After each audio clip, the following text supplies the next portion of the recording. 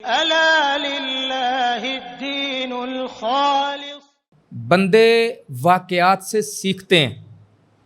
جانوروں کو یہ عقل نہیں ہوتی، ان کے لیے بس وہ ایک واقعہ ہوتا ہے. عقل مند آدمی ہے نا، اس کے لیے واقعے کے اندر 100 سبق ہیں. تو جو غور کرنا شروع کر دیتا ہے نا، تفکر تدبر کرنا شروع کر دیتا ہے، اسے تو رب مل جاتا ہے، اسے سمجھ آ جاتی ہے. وہ سفیر تھے افغانستان میں. افغانستان کے اندر ان کی سروس کے دوران وہ کہتے ہیں کہ مجھے حکم یہ ہوا کہ پہلی فلائٹ پہ نکلیں آپ اور تاشقند پہنچیں، ضروری کام ہے. وہ کہتے ہیں جی افغانستان سے پہلی فلائٹ پہ میں نے نکلنا تھا. اب یہ کوئی پلان تو تھا نہیں، تیاری نہیں تھی جانے کی. میرے گھر میں 2 مرغیاں تھیں. میں نے بیوی سے کہا کہ اس طرح کرو، وہاں دیار غیر میں جانا ہے، پتہ نہیں حلال کھانا ملے یا نہ ملے، تم یہ 2 مرغیاں ذبح کر کے نا میرے بیگ کے اندر ڈال دو. کہتے ہیں پہلی فلائٹ پہ میں نکل گیا، روس گیا. تاشقند جس جگہ پہ میں نے جانا تھا، وہاں ایک مسلمان شیخ کے گھر میری دعوت تھی.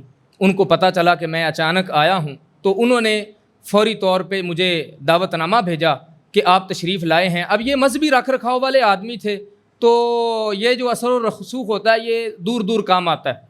انہوں نے کہا جی میں تو بڑے دنوں سے انتظار میں تھا، آپ کا اچانک دورہ ہوا ہے، تو آپ نا آج آپ کی دعوت میرے گھر ہے.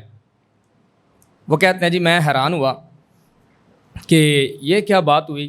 میں تو وہاں سے چلا تھا اور اپنا زاد راہ بھی میں ساتھ لے کے آیا ہوں کہ وہاں مجھے حلال گوشت کی یا حلال کھانے کی ضرورت پڑے گی تو میں یہ کر لوں گا.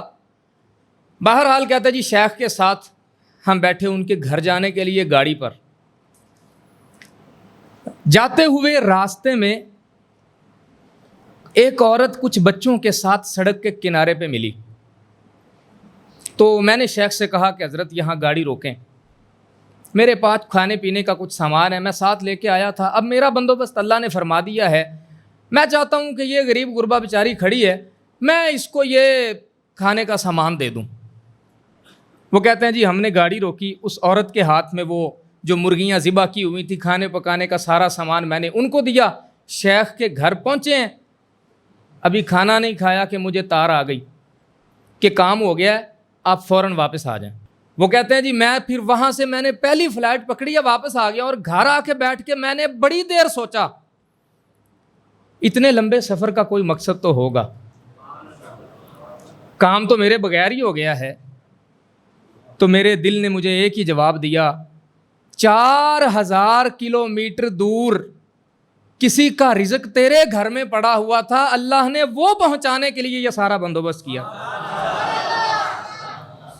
وہ جو عورت کو تو 2 مرغیاں دے کے آیا ہے نا، ان کا انتظام، وہ لقمے اس کے منہ کے تھے جو تیرے گھر میں تھے، اللہ نے اس لیے بہانہ پیدا فرما دیا.